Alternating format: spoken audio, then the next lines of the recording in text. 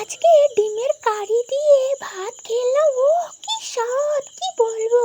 আর এই ডিমের কারি যখন রান্না করলাম, এত সুন্দর ফ্লেভার সেন্ট ছড়াচ্ছে। বলছি কিভাবে রান্না করলি, কিভাবে এত সুন্দর খেতে লাগছে। আজকে রাতে গরম গরম ভাত সাথে ডিমের কারি, তার সাথে যদি স্যালাডে একটু লেবু জুস দিয়ে দেওয়া হয় আর একটু কাঁচা পেঁয়াজ দিয়ে দেওয়া হয়, তাহলে তো পুরো জমে ক্ষীর।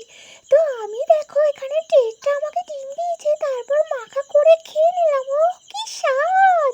তারপরে এবার তো রেসিপিটি দেখতে হবে নাকি, কিভাবে রেসিপিটি তৈরি করলাম। খুব ইজি পদ্ধতিতে তেলের মধ্যে একটু হলুদ করে দিতে হবে, ব্যাস।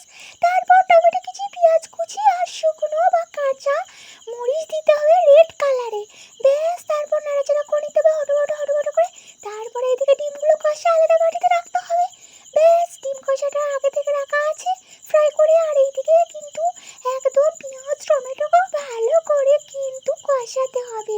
এর মধ্যে হলুদ গুঁড়ো আর স্বাদ মতন একটু চিনি দিয়ে দিতে হবে। আর তারপরে দেখো মশলা দিয়ে দিল, গুঁড়ো গুঁড়ো মশলা দিয়ে রাতে ডিনারে কিন্তু এত সুন্দর একটা ডিমের কারি করা যায়। কিংবা তোমরা ভাত দিয়ে, রুটি দিয়ে, পরোটা দিয়ে এই ডিমের কারি অনায়াসে খেয়ে নিতে পারবে। আর ডিমের কারিটা এত সুন্দর টেস্টি হয়েছে কি বলবো।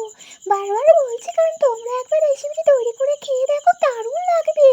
তারপরে একটু মতন জল দিয়ে ভালো করে ফুটিয়ে নিতে হবে। তারপর ডিম কষাগুলো দিয়ে দিতে হবে।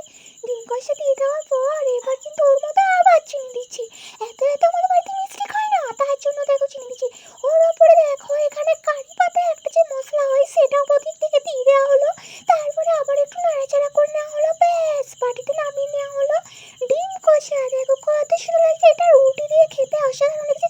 রুটি দিয়ে যখন আমাদের বাড়ি কিছু মানুষ খেলো, বলছে অসাধারণ। ভাত দিয়েও ভালো লাগছে। তোমরা চাইলে